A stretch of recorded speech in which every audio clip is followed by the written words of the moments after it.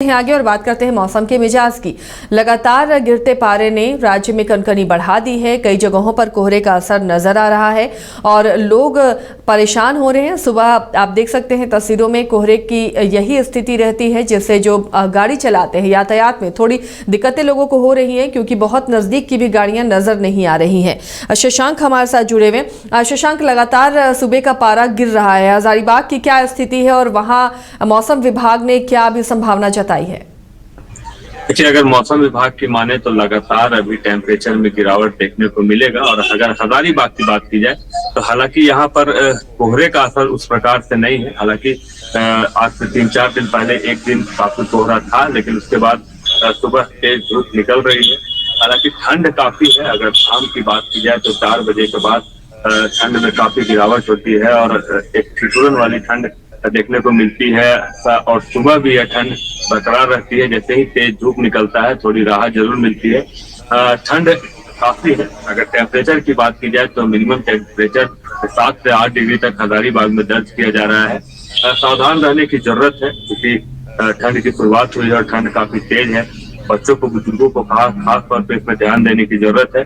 और अगर तैयारी की बात की जाती है तो समाज सेवी लोगों के द्वारा चौक चौराहों पर अलाव की व्यवस्था जरूर की गई है। हजारीबाग में कहीं भी अलाव की व्यवस्था नहीं की है। तो वैसे लोग जो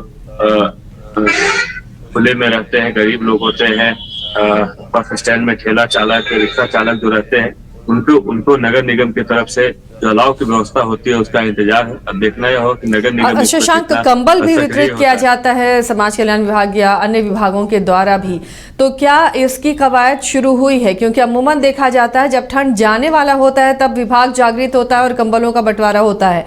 क्या जो रैन बसेरों में लोग रहते हैं, सड़क किनारे लोग रहते हैं, या झुग्गी बस्तियों में जो लोग रहते हैं जिनके पास सुविधाओं का अभाव है, क्या उनके बीच में इस तरह किसी भी विभाग के द्वारा, जिला प्रशासन के द्वारा कंबल का वितरण की कोई खबर मिल रही है? कि अभी तक जिला प्रशासन के द्वारा ठंड को लेकर न अलाव की कहीं व्यवस्था की गई है, न ही कंबल वितरण किया जा रहा है। आपने ठीक कहा, जैसे ही ठंड खत्म होने वाला होता है विभाग इसे लेकर सक्रिय जरूर होता है। हालांकि हजारीबाग में समाज सेवियों के द्वारा कंबल और अलाव की व्यवस्था जरूर की जा रही है, लेकिन इंतजार सरकारी डिपार्टमेंट का है। अभी तक जिला प्रशासन के द्वारा इस प्रकार की कोई भी पहल रैन बसेरों में रहने वाले लोगों को, झुग्गी झोपड़ी में रहने वाले लोगों को, गरीब लोगों के लिए ऐसी कोई भी पहल देखने को नहीं मिल रही है। जिला प्रशासन को इसमें सक्रिय होने की जरूरत है, क्योंकि ठंड काफी है। और ऐसे में जो बिरहोर टोले में लोग रहते हैं, जो झुग्गी झोपड़ी में लोग रहते हैं, उन्हें इसमें खासा तकलीफ होता है। तो जिला प्रशासन तो अभी सक्रिय नहीं है। हालांकि हजारीबाग में समाज सेवी लोगों के द्वारा यह काम किया जा रहा है। शशांक, क्या पहले से ही ये आदेश दिया गया था कि ठंड अब चूंकि गिरने वाली दिसंबर का महीना है, पहले से ही प्रशासन इसके लिए तैयारियां करता है, तो रैन बसेरों को दुरुस्त किया गया ताकि खुले आसमान के नीचे रात गुजारने को मजबूर ना हो राहगीर या जो भी सड़क किनारे अपनी जिंदगी गुजारते हैं?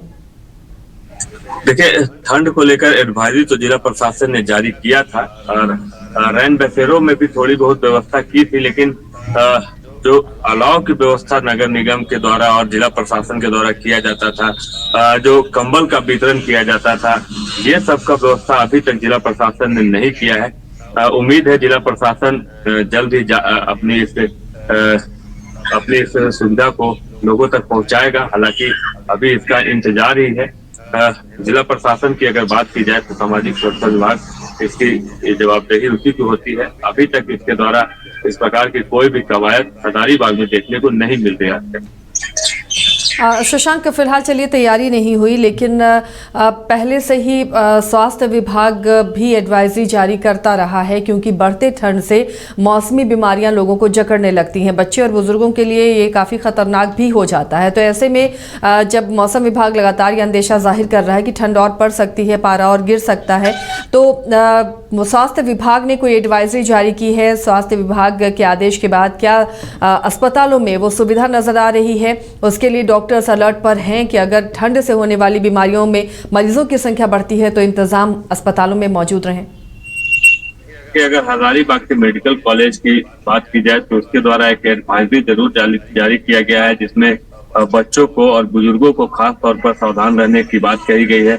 गर्म कपड़े, गर्म पानी पीने की बात कही गई है और जब ठंड ज्यादा पड़ता है यानी शाम को और सुबह, तो ऐसे में खुले में उन्हें कम निकलने की सलाह दी गई है। अगर हॉस्पिटल की बात की जाए तो हॉस्पिटल में भी डॉक्टर अलर्ट मूड में है और हॉस्पिटल ने अपनी सारी तैयारियां कर रखी है।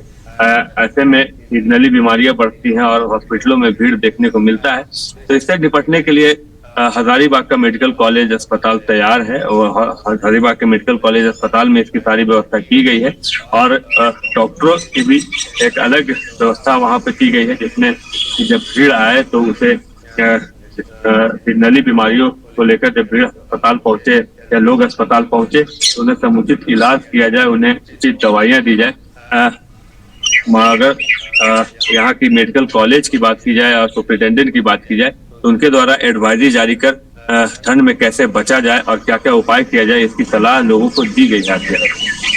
चलिए, शुक्रिया शशांक इस तमाम जानकारी के लिए। तो ठंड से बचने की लोगों को सलाह दी गई है और बिना ज़रूरत वो ठंड में बाहर ना निकलें, बहुत सुबह और देर रात तक बाहर ना रहें, गर्म कपड़े पहनें और ख़ासकर बच्चे और बुज़ुर्गों को ख़ास ध्यान देने की ज़रूरत है। अपने खान पान में गर्म पेय पदार्थों को शामिल करें ताकि ठंड से बच सकें, क्योंकि इस कनकनी और इस ठंड में बच्चे और बुज़ुर्ग ज़्यादा प्रभावित होते हैं। फिलहाल अभी 5 डिग्री के आसपास कई ज़िलों का पारा है राज्य में और आने वाले दिनों में कनकनी और बढ़ सकती है, शीतलहरी चल सकती है। तो ऐसे में थोड़ी सावधानी बेहद ज़रूरी है।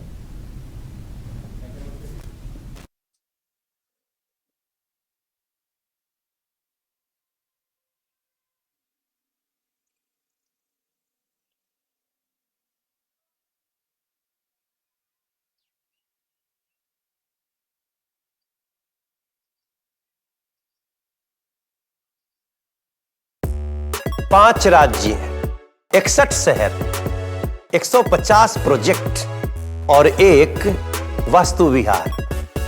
नई सोच, नया घर। बनाए रखिए अपना प्यार, सेवा में है वास्तु विहार।